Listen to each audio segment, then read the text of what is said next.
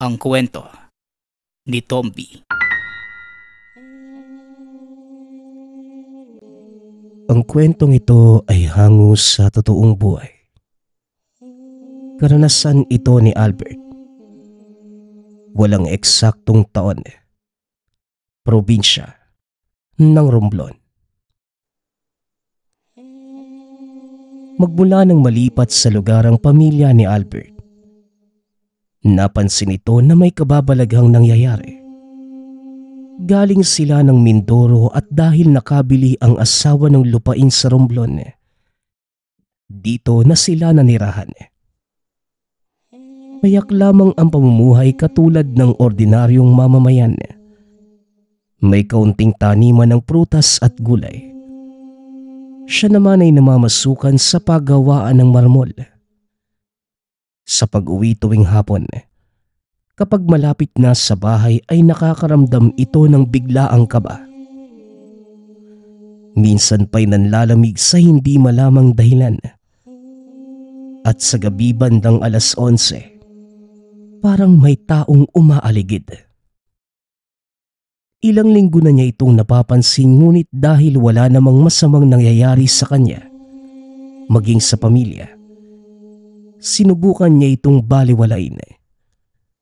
Subalit dumating ang araw na naging usap-usapan ang hindi kilalang tao na naglalakad tuwing gabi.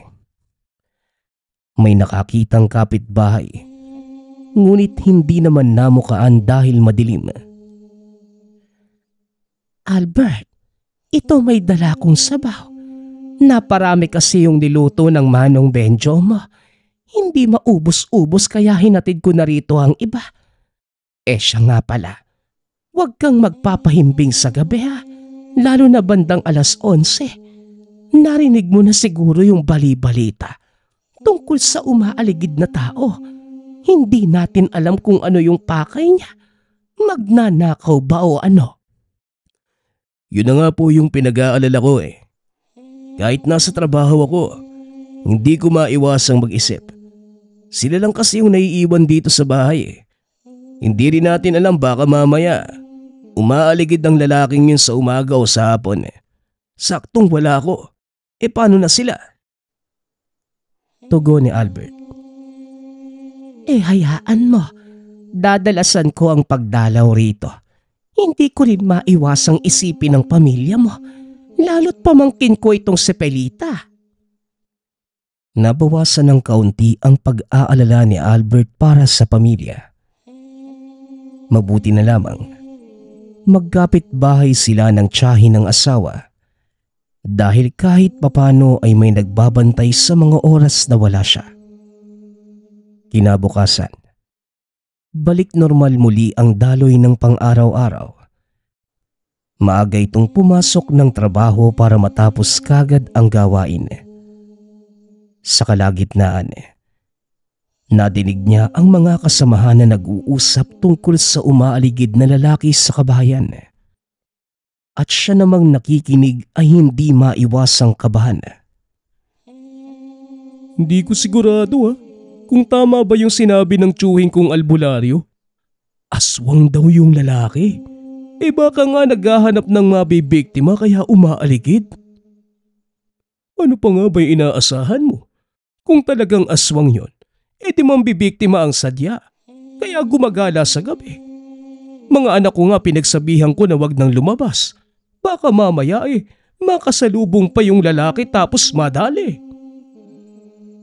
Ako nga rin pinagpaliban ko na yung paggala sa gabi.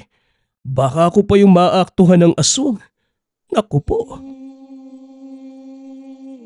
Kapitbahay niya ang dalawang kasamahan. May distansya subalit nasa iisang lugar lamang. Wala sa oras na napaniwala sa sinabi ng isa. Dahil may tiyuhin itong albularyo. Si Mang Tupas.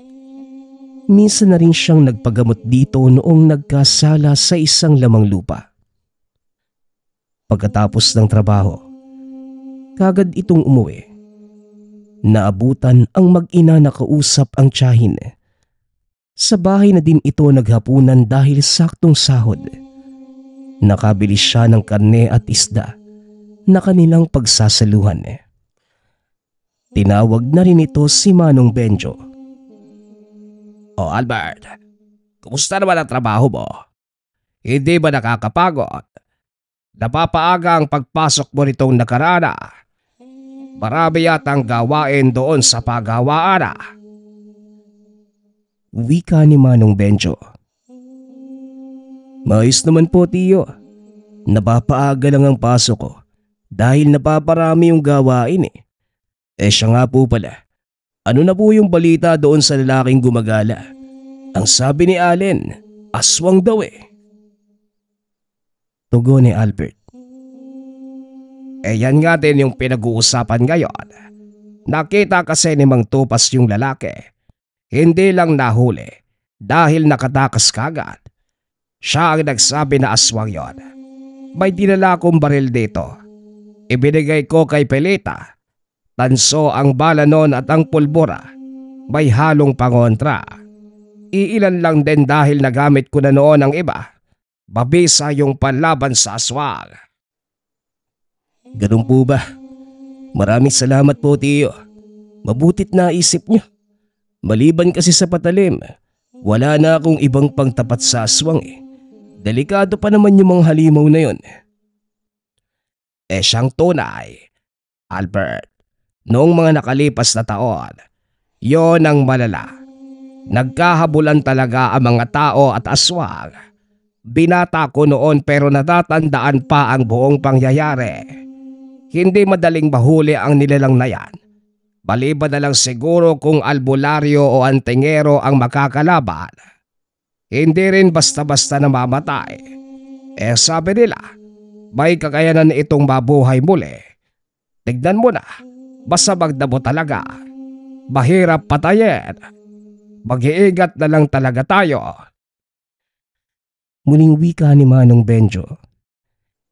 Dahil sa narinig, nadagdagan ng kaba ni Albert. Napabuntong hininga sa pag-aalala. Pagkatapos ng hapunan, nagkwentuhan muna sila Manong Benjo sa bakuran habang nagpapalipas ng sandali. Natigil ito pagsapit ng oras ng pagtulog. Ngunit hindi man lang nakaidlip. Binabagabag ang isipan. Nagpunta na lamang ng sala para makiramdam sa paligid. Makalipas ang ilang oras, sumaktong 11:00 na. Sumilip si Albert sa labas upang aktwal na makita ang lalaking aswang. Hindi nagtagal. Lumitaw din ito. Kalmadong naglalakad sa daan. Parang hindi masamang elemento na dumaraan sa bawat bahay. Kagad itong naging alisto. Kinuha ang baril na bigay ni Manong Benjo. Nakapwesto na rin at nakatutok na ang armas. Sinundan niya ng tingin ng lalaki. Diretso lamang ang paglalakad nito. Nakahinga siya ng maluwag nang hindi sumadya sa kanila. Nang hindi na ito matanaw pa, bumalik na lamang sa pagkakaupo. Umugot ng hininga upang pakalmahin ang sariling nanlalamig. Subalit lumipas lamang ang ilang sandali. May kaluskos itong nadinig. Hindi kagad umaksyon sa pag-aakalang wala lamang ito. Ngunit nang tumagal ay dito na kumilos. Pagsilip, may isang aso na nakatayo. Paulit-ulit na binabangga ang sarili sa bakod ng kapitbahay.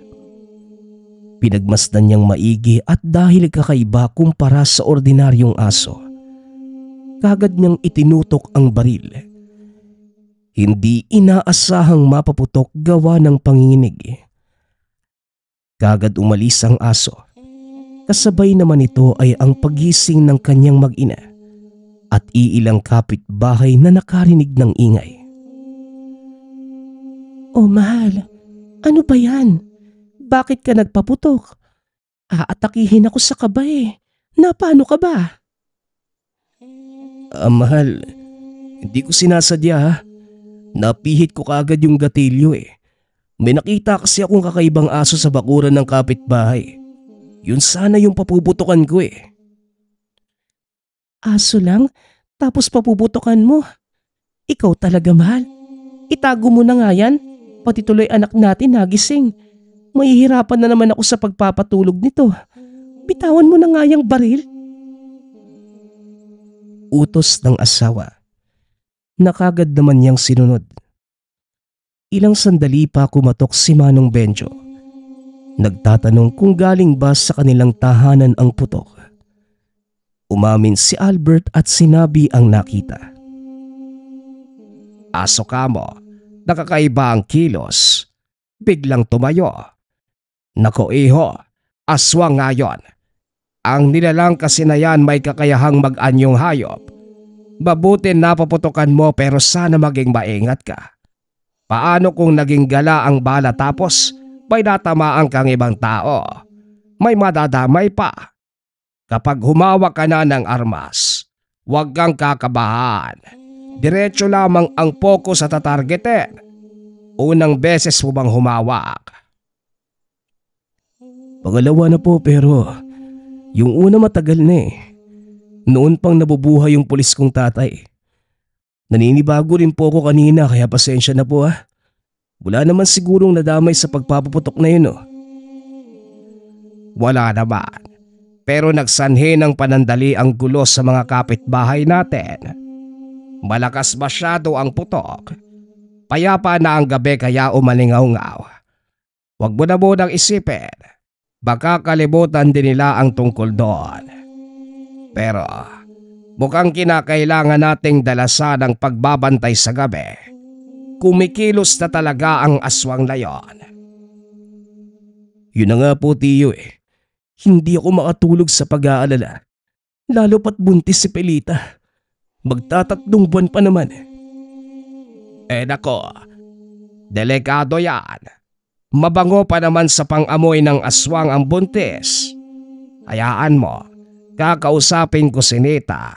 Dito ko muna patutulogin para marami ang magbabantay. Bukas na bukas, hahanap ako ng suha. Mabisa rin yung pangtaboy sa aswang.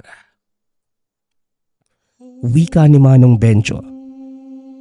Tumango si Albert at nagpasalamat sa malasakit ng matanda. Ilang oras pa silang nanatili sa labas kasama ang mga kapitbahay na hindi makatulog dahil sa nadinig na putok. Nag-aalala rin sa muling pagdalaw ng aswang sa lugar. May kanya-kanya pang bitbit ng patalim. Ang iba ay 2x2 ang hawak. Nagsipagpasok na rin ang lahat bago sumikat ang araw. Kinabukasan, walang pasok sa pagawaan ng marmol. 3 araw silang binigyan ng bakasyon ng amo dahil meron din itong aasikasuhin na mahalagang bagay. Habang walang trabaho, ibinuhos ni Albert ang atensyon sa mag-ina. Tumulong na rin kay Manong Benjo sa paglalagay ng suha sa silong ng tahanan, maging sa bintana ng kwartong tulugan. Ang dami namang dahon sa silong, nagmukha tuloy kagubatan. Kailangan ba talaga ganyang karami, tiya? Tanong ni Pelita. Hindi naman. Ewan ko dyan sa tiyuhin mo. Inabuso ang puno ng suha ni kumare. Sinabihan ko na kahit iilang sanga lang. Binayaran ba naman yung 2 puno? At dinala rito kaya ayan. Tugon ni Aling Nita. Mabuti na ganito. Para kahit sa malayo, hindi na maisipan ng aswang na pumunta rito. Sa dami ng dahon at naghahaba ang tinik, tignan natin kung makakalapit pa yon sa pamangking ko. Maraming salamat po talaga tiyo ah. Tiya, kung ako lang, hindi ko po talaga alam kung paano po protektahan yung mag-ina ko. Wala naman po akong kaalam-alam sa ganitong bagay eh. Ngayon ko nga lang din narinig na pwede palang pangontra itong suha. May tanim kami nito sa probinsya eh. Pero hinihintay ko na magbunga para makain eh. Ay nako, maraming halaman dyan na akala mo walang silbi. Yun pala mabisang pangontra laban sa aswang at ibang elemento. Malaking tulong din lalo na sa mga buntis. Mabuti na lang talaga. Dito ako nakabili ng lupa at nakalipat. May natutunan ako sa inyo, tiya eh. Tapos, mababantayan pa at maaalagaan. Ano pa ba? Ikaw nga lang yung nag-iisa kong pamangkin. Tapos hindi pa kami nagkaanak ni Benjo. Baog kasi yung animal. Ay sos, ayan na naman siya. Hindi naman natin kailangan ng anak. Nandyan si Janica at may mga parating pa na bata. Wika ni Manong Benjo. Ang tinutukoy nito ay anak ni na Albert at Pelita. Matapos ang usapan, naghanda na sila para makapaghapunan. Ilang sandali pa, kanya-kanya na sa pagtulog ang lahat. Maliban kina Albert at Manong Benjo na piniling tumambay sa bakuran. Parehong hindi dinalaw ng antok kung kaya't napagkasundoan na mag-inuman habang nagpapalipas ng oras. Isang bote ng alak lamang ang pinagtulungan. Walang planong maglasing dahil may inaalala pang aswang mamaya. Habang nagkakatuwaan, lumapit ang isang kapitbahay na katulad din nila. Nagbabantay sa banta ng paligid. Magandang gabi sa inyo. Hindi rin ba kayo makatulog? Ako kasi kahit anong pikit ayaw talaga. Binabagabag din dahil sa umaaligid na aswang na yan. Sa lawak ng mundo, dito pa talaga sa atin na piling manggulo. Hayaan mo siyang gumala ng gumala dito sa atin. Kapag nakita ko yan, magigilitan talaga ang leeg. Ilang araw nang nanggugulo sa atin. May kalalagyan din ng isang yan. Ito, tumagay ka muna. Kaunti lang pampainit ng sikmura. Hindi po ba? May kapitbahay naman tayong albularyo. Si Mang Tupas. Baka pwede tayong makahingi ng tulong para maitabo yung aswang. Sigurado ko na may kaalaman siya sa nilalang na yun. Hindi na kailangan. Galing ako sa kanya. Nakahanda na rin siya. Sigurado talaga ako na malalagot ang aswang na yan lalo na kapag si paring Tupas na ang nakaharap. Hindi kasi siya ordinaryong albularyo na panggagamot lamang ang nalalaman. Kahit aswang, hindi niya uurungan. Abay, oo naman. Matalik ko siyang kaibigan mula pa noong maliit kami. Mahusay siya sa pakikipaglaban at walang awa sa mga elemento. Yung ibinigay ko sa iyo na barel, sa kanya din yung galing. Binigyan din niya ako ng langis. Pangatlong hingi ko na kanina dahil naubos kakakulo sa mga nagdaang gabi. Sunod-sunod kasi ang paggawe ng lalaking aswang dito sa atin. Abay, ako yata ang pinag-uusapan ng aking mga kumpare. Magandang gabi sa inyong lahat. Wika ni Mang Tupas. Lalong napahaba ang usapan sa pagdating ng albularyo. Nakampante si Albert dahil may laban sa aswang kung sakaling biglang lumitaw. Malaki ang tiwala niya sa matanda. Nasaksihan na rin ang pamamaraan ng panggagamot at pamumuksa nito. Hindi nagtagal. Habang nagkwekwentuhan, bigla na lamang napatigil si Mang Tupas. Madali naman itong naintindihan ng ibang kasamahan. Maliban sa kanya na nagtatanong pa kung anong meron. Ano pa ba sa palagay mo, iho? Wala naman tayong ibang inaasahan, kundi aswang lamang. Maging alisto kayo. Naaamoy ko na siya. Wika ni Mang Tupas. Dali-dali niyang kinuha ang baril sa loob ng tahanan. Hindi muna kinasa sa takot na baka biglang mapihit ang gatilyo. Katulad noong una. Nilibot ng kanilang paningin ang buong paligid. Maging siya man ay naaamoy na ang pag-alingasaw ngunit wala pang nakikitang aswang. Inaasahan niya ang aso na nakita sa nagdaang gabi. Subalit makalipas ang ilang sandali, si Mang Tupas na mismo ang nagsabing wala na. Aba, hindi naman lumapit. Siguro natunugan na nakaabang tayo.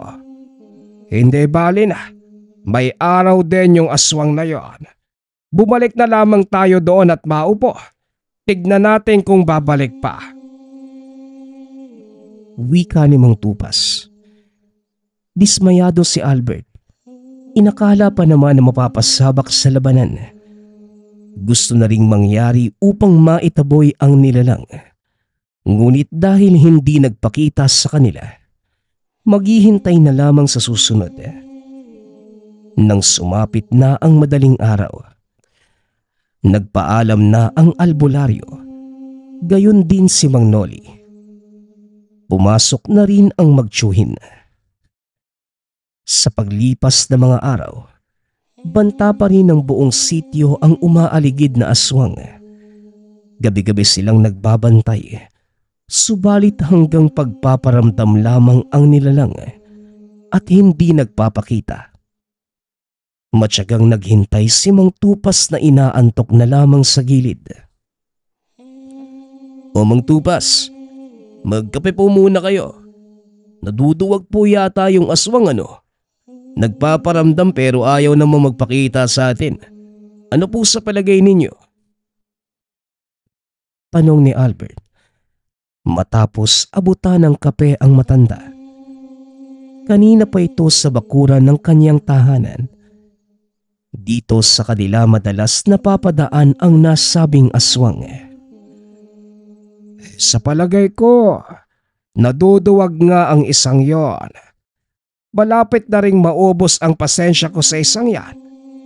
Ilang gabi na akong nagpupuyat kakahintay. Ayaw namang lumitaw. Gusto ko na sanang tapusin para mailayo sa panganib itong lugar natin. Kaso mukhang malabo pa sa ngayon. Kailan ba kasi magpapakita yung aswang na yon? Baka po hindi makalapit kasi nakikita kayo. Sa inyo po yata natakot kasi magmula nung nakabang na kayo. Hanggang sa pagpaparamdam na lang siya. Wika ni Albert. Napaisip ang matanda. Kalaunan ay sumang-ayon din. Tama ka, iho. Siguro kung hindi ako magpapakita, lilitaw yun ano. Parang ako lang ang binabantayan. Mautak ang loko. O sige, bukas subukan natin. Maging alerto ka lang kasi kung nandyan na siya. Tawagin mo kagad ako para mahuli natin. Wika ni Mang Tupas. Nagkasundo ang dalawa. Kagaya ng sinabi ng matanda, hindi ito nag-abang kinagabihan. Si Albert at Manong Benjo lamang ang nagmanman sa paligid. Ganon din si Mang Noli na nakabantay. Hindi nagtagal. Nakita na nila ang lalaking naglalakad sa daan. Patingin-tingin sa mga kabahayan. Naging alisto ang tatlo. Naghintay na rin ng tamang pagkakataon para tawagin ang albularyo. Nang makalayo-layo mula sa tahanan ang lalaki, nagmamadaling lumabas si Mang Benjo at Albert para puntahan si Mang Tupas. Pare! Nandito na yung aswang. Halika na bago pa makaalis ang isang yon. Pagtawag ni Mang Benjo. Sa kabila sila dumaan. Sinasakto na makasalubong ang lalaki. Hindi naman ito nabigo. Doon sila nagkaharap-harap. Mabuti naman at nagkaharap na tayo. Ilang beses na rin akong nag-aabang pero ngayon ka lang nagpakita. Takot ka ba sa akin? Ano? Ano bang sadya mo sa lugar na ito? Tanong ni Mang Tupas. Hindi ito sumagot. Masama lamang na nakatingin sa kanya. Ilang saglit pa. Nagpalit na ng anyo at walang pasabing umatake. Nagsiatrasan sina Albert Maagap naman si Mang Tupas at hinarangan upang sa kanya mabaling ang atensyon. Ako ang kalabanin mo para maging patas. Huwag sila. Walang kalaban-laban ng mga yan. Wika ni Mang Tupas. Pinaunlakan naman ng aswang at harap-harapan silang nagtuos. Sina Albert at Mang Benjo naman, nanonood lamang sa tabi. Hindi rin mapigilang mag-alala sa nangyayari. Habang nagpapatuloy ang sagupaan, hindi mapigilan ni Albert na mamangha sa angking husay ng albularyo. Natatapatan nito ang bawat atake ng aswang at kahit anong kalmot at kagat ang gawin ay hindi tinatablan. Ilang sandali pa ang lumipas. Unti-unti nang natatalo ang nilalang, ngunit nakuha pang tumakas. Kagad namang hinabol ngunit nawala saglit sa paningin. Maging alisto kayo. Nariyan lamang siya sa tabi-tabi. Hindi naman yun makakalayo dahil malubha na ang kalagayan. Huwag kayong lumapit sa madidilim na bahagi at baka biglang sumunggab. Paalala ng albularyo. Tinalasan nila ang paningin upang makita kagad ang nilalang. Masyadong madilim sa bahaging yon kaya iba yung pag-iingat ang kanilang ginawa. Hindi naman nagtagal ang paghahanap dahil nakita kagad ni Mang Tupas ang aswang. Sa bubong ng kalapit na bahay nagtatago. Kung hindi lamang tumulo ang dugo ay hindi pa malalaman. Tama rin na may hagdanan dahil ginagawa pa lamang ang bahay. Dali-dali nila itong inakyat. At dahil sa naganap na bakbakan pareho silang nahulog. Nakabangon kagad ang albularyo. Ngunit ang aswang ay hindi na. O ano? Hanggang dyan lang ba ang kaya mo? Ang lakas ng loob mo na umaligid dito. Tapos nung labanan na, ni hindi man lang ako pinagpawisan. Lulusob ka tapos mahina ka naman. Patawa, ano na? Hindi ka bababangon? Wika ni Mang Tupas. Nilapitan nito ang aswang para sana tapusin. Ngunit natumba siya matapos sunggaban. Dali-dali namang lumapit si Mang Benjo upang tumulong. Itak ang kanyang gamit at sinubukang tagain ang nilalang. Ngunit dahil sa lakas, tumilapon lamang at nag-inda ng sugat. Sunod namang sumugod si Mang Noli na kakarating lamang. Patalim din ang bitbit ngunit dahil hindi sanay sa pakikipaglaban, natalo rin ito. Napasiksik na lamang sa tabi matapos magtamo ng sugat sa braso. Si Albert naman sa kabilang banda, nanginginig at nagdadalawang isip na iputok ang hawak na armas. Nakatutok na ito sa nilalang, ngunit hindi magawang pihitin ang gatilyo. Mas lalo lamang itong natakot ng balingan ng aswang. Natatarantang lumayo at binitawan ang baril. Tangka na sanang hahabulin subalit naharangan ni Mang Tupas. Oy aswang, ako ang kalaban mo rito, kaya wag mo nang habulin ng iba. Akala mo siguro madadaan ako sa lakas lang. Maaari mo kong itumba pero hindi mo ko matatalo. Halika, sugod! Muli silang nagtoos. Nahilo lamang ang albularyo dahil sa sama ng tama sa ulo. Ngunit maayos na ang paningin. Hinamon kagad ang nilalang. Sa ingay nila nagising ang kalapit na mga kabahayan. Nakadungaw sa bintana ang ilan samantalang nagsikilos ang mga kalalakihan upang tumulong. Nakaabang lang muna. Hinihintay ang hudyat ng albularyo para sa kanilang pagsalakay. Diyan lang muna kayo. Palibutan ang buong paligid. Ako na muna ang kakalaban sa kanya. At kapag hindi ko kaya, saka ko hihingi ng tulong. Gawin natin ito upang hindi madagdagan ng mga madadamay. Wika ni Mang Tupas. Binalikan niya ang aswang matapos madinig ang daing ni Mang Noli at Mang Benjo.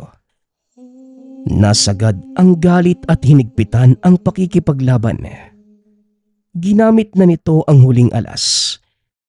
Ginamit na nito ang punyal na gawa sa tanso. Nag-usal ng orasyon. Kaya kahit hindi tumama sa bawat pagtaga, nagkakaroon ng sugat ang katawan ng nilalang. Hindi nagtagal, bumagsak na lamang ito sa lupa. Kagad namang nilapitan at tinapos agad-agaran. Kamuntikan pang magkahiwa-hiwalay ang iba't ibang bahagi. Sa ngalan ng Ama, ng Anak, at ng Espiritu Santo, isang aswang na naman ang aking naitumba. Wika ni Mang Tupas, sabay tanda ng krus. Sa tulong ng mga kapitbahay, iniligpit nila ang katawan ng aswang sa pangunguna ni Mang Tupas. Sinunog muna bago inilibing ang abo. Pagkatapos pinuntahan niya sina Mang Noli at Mang Benjo na kasalukuyang nagpapagaling. Bahagyang malalim ang natamo ni Mang Noli, ngunit naagapan namang kagad. Habang si Albert naman, na nakaramdam ng hiya sa sarili, hindi magawang lumapit at nasa labas lamang naghihintay. O Albert, anong ginagawa mo riyan sa labas? Bakit hindi ka pumasok dito? Pasensya na kung marumi itong aking munting tahanan. Hindi na ako nakapaglinis kakaatupag sa aswang eh. Wika ni Mang Tupas. Manong, nahihiya po ko eh. Kung tutuusin kasi, kung nabarili ko sana yung aswang ng sandaling yun, hindi sana napuruhan si Mang Noli sa si Tio Benjo. Bala ko naman sanang barilin yung nilalang eh. Noong una pa. Pero naduwag po ko eh. Natatakot po ko. Wika ni Albert.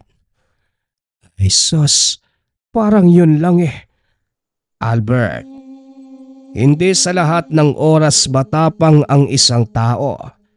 Kahit sabihin pa nating biyasa, may pagkakataon pa rin na naduduwag. Ang nangyari ay parte lamang ng pakikipaglaban sa aswang. Hindi mo namang kasalanan yon. Normal lang naman na matakot dahil hindi ordinaryong nilalang ang nakaharap natin. Saka wag mong sisihin ang iyong sarili. Maaari nating labanan ang takot. Pero kailanman, hindi kasalanan na makaramdam nito. Halika, kanina ka pa hinihintay ng dalawang matanda. Nag-aalala din sila. Wika ni Mang Tupas.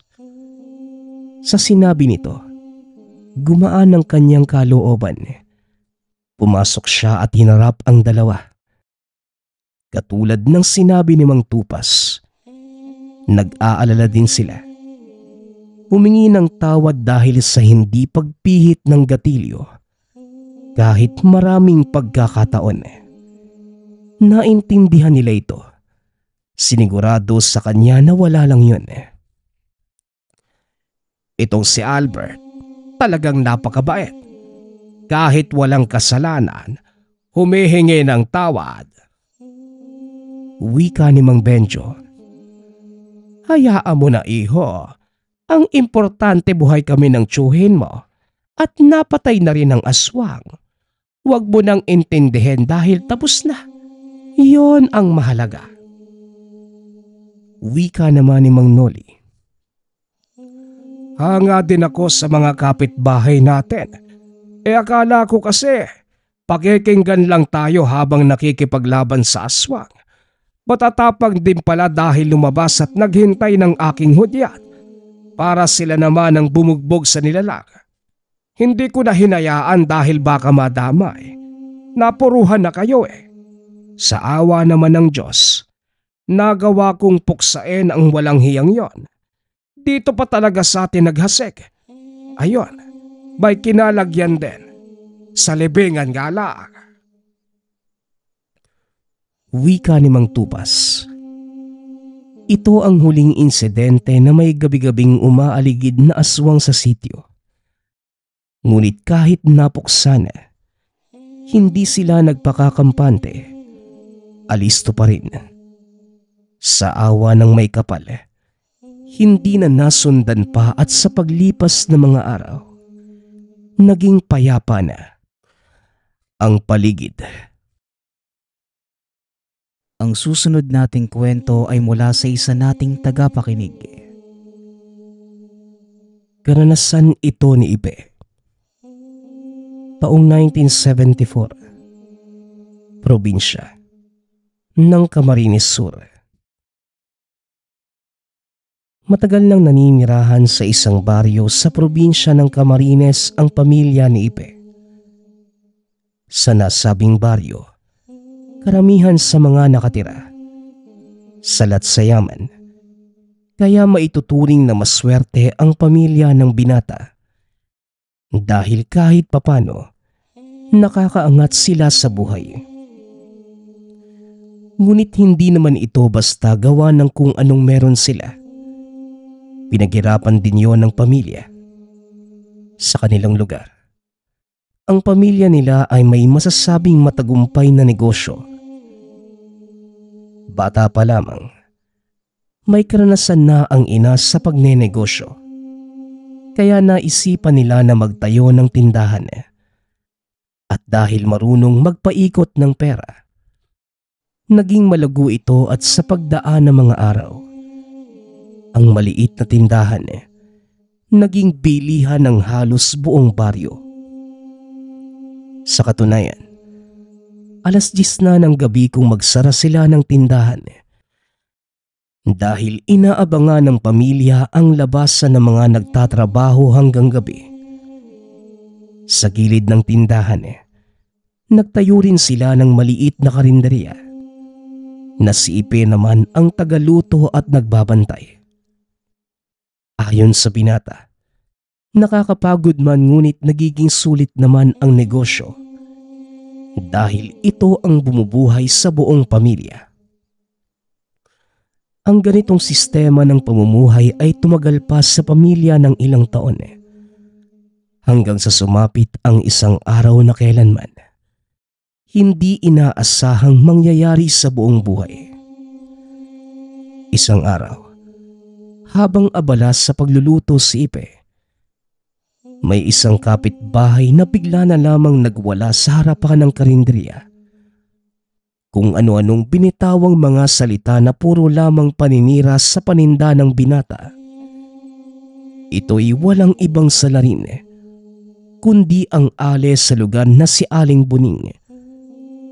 Wala naman naging atraso dito ang pamilya ni Ipe. Ni isang beses ay hindi pa nagawang makausap ang ale. Kaya ganoon na lamang ang pagtataka ng mag-anak kung bakit bigla na lamang itong nagbitaw ng masasakit na salita. Maswerte na lamang noong araw na yon dahil kagad namang nasita ang ale at napaalis na mga tanod. Samantala, ng mga sumunod na araw, kung ano-ano ang mga kwentong lumalaganap sa lugar patungkol sa pamilya. Kaya naman, kahit papano'y hindi maiwasan ang pagtaas ng kilay ng ibang mamimili. Paunti-unti nang napapansin ng pamilya na nababawasan ang kanilang mga suki. Dahil din sa pangyayari, minabuti ng ina na mag-usisa dahil wala rin itong alam sa mga nangyayari. Sa pagtatanong-tanong sa mga kapitbahay, nalaman ng ina na patuloy pa rin ang ale sa pagsisiwalat ng kung ano-anong mga paninirang salita. Kaya naman, hindi na ito nakapagpigil at sinugod. Pagkarating sa tahanan ng ale, naabutan itong abala sa pagwawalis ng bakuran Mahinahon niya itong kinausap. Ganun na lamang ang pagkabigla ng walang ano-ano'y. Sumigaw ito ng pagkalakas-lakas. Mabuti na lamang ay sumunod si Ipe dahilan para maawat si Aling Buning. Habang ang ina naman may sakit sa puso, kaya iniiwasan ng binata ang anumang mabigat na pangyayari. Hindi na ito ipinakausap pa sa Ali. Diretso nang inuwi para maiwasan ang anumang pag-aaway. Maliban sa pangyayaring yun, wala nang anumang sumunod na nangyari sa buong maghapon. Ngunit ng sumunod na araw, pagkagising ng mag-anak, bago pa man pumunta ng tindahan, may napansin itong marka ng krus na nakaguhit sa puno ng mangga na nasa loob lamang ng bakuran.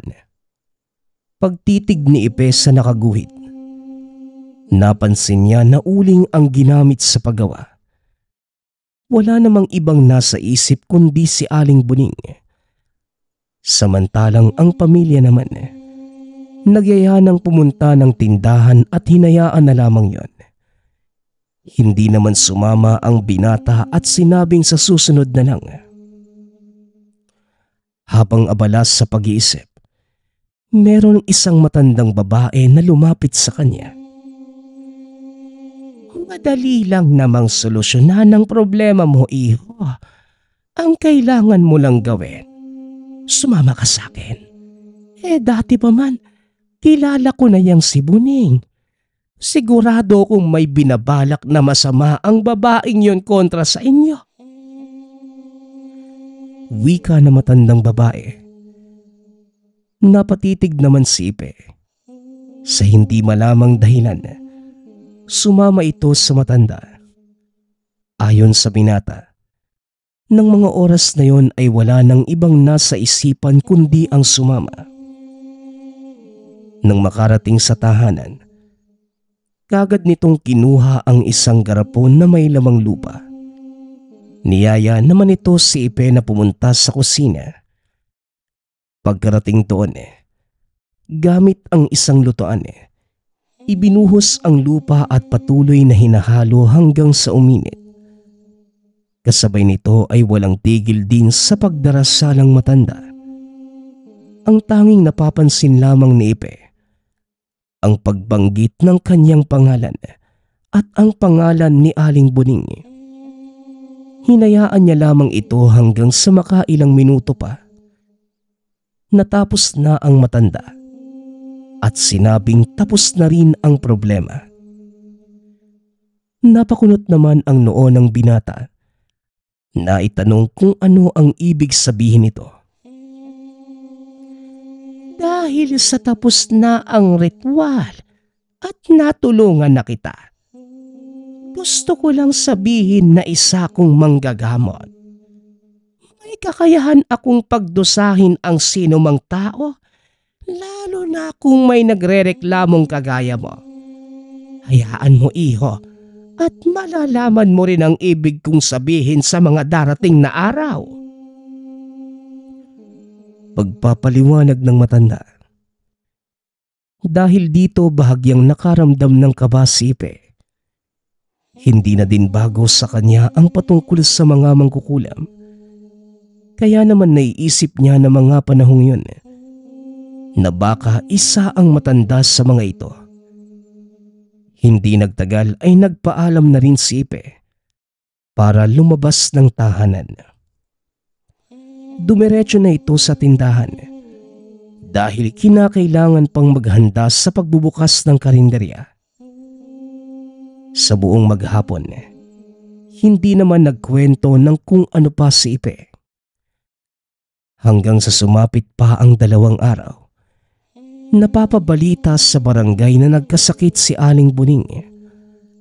Halos mawalan na ng laman ang mga braso at hindi na rin makalakad ng maayos dahil sa iniindang sakit sa tagiliran. Ayon pa sa ibang sabi-sabi, paunti-unti nang nalalagas ang buhok ng matanda. Dahil sa nalaman ay nabahala naman si Ipe. dahil alam niya sa sarili na maaaring yun na ang sinasabi ng matandang pagdurusa. Halos 1 linggo pa itong itinago ni Ipe.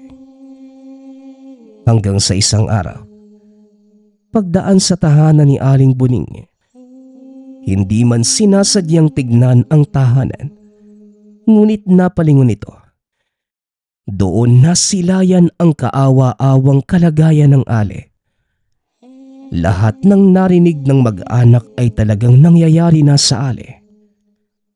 Halos ilang minuto rin niyang pinagbasdan si Aling Buning, at nang makita siya nito, naluha na lamang ang Ale at sa puntong yun pa lamang ang unang beses na makurot ang puso ni Ipe. Hindi na maatim ang konsensya sa nakita, kaya nagmamadali itong pumunta sa tahanan ng matanda para ipabawi ang kung anumang ginawa nito.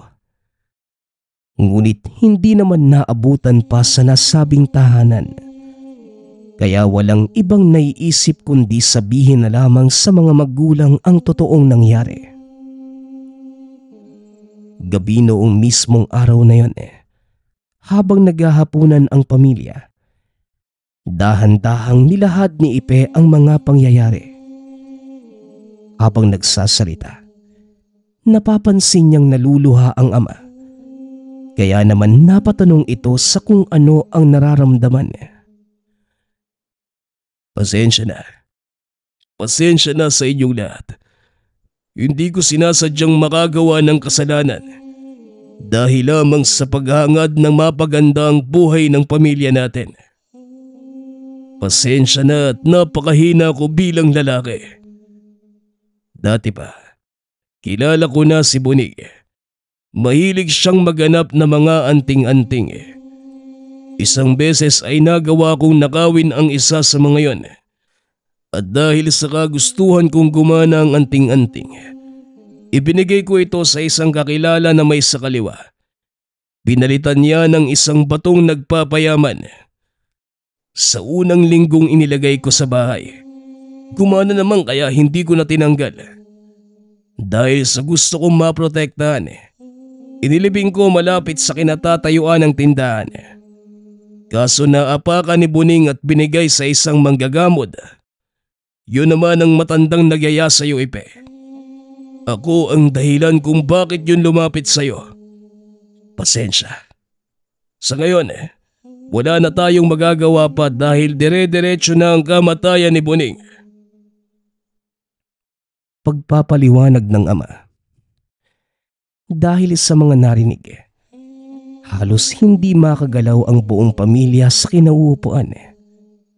Ilang minuto rin na pansamantalang nanahimik ang hapagkainan. Sa muling pag-uusap ng pamilya, napagpasyahan na wag nang ilabas pa ang patungkol sa mga sinabi ng ama. Samantala ang bato naman ang nilagay sa tindahan. Hindi na ipinagalaw pa at nanatili yon ng ilang pang taon sa pamilya. Sa mga araw naman na dumaraan, hindi naman makapaniwala ang ina. Dahil ang buong akala niya, pagiging masipag ang dahilan ng tagumpay sa pagnenegosyo. Ilang taon pa ang lumipas at nagpatuloy lamang sa pagtitinda ang mag-anak. Samantala, inuusig pa din ng konsensya si Ipe dahil alam niyang hindi makatarungan ang ginawa ng ama. Hanggang sa dumating naman ang oras na binawian na ng buhay ang ama. Sa huling burol, hindi na nakayanan ng mga bisita na tumagal dahil sa umaalingasaw na amoy. Para itong nabubulok na isda at hindi pa man naililibing, naaagnas na ang katawan. Yun ang naging huling alaala ng mag-anak sa ama. Kasabay nito ay misteryoso namang nawala ang bato sa tindahan. Makailang buwan lamang ang lumipas.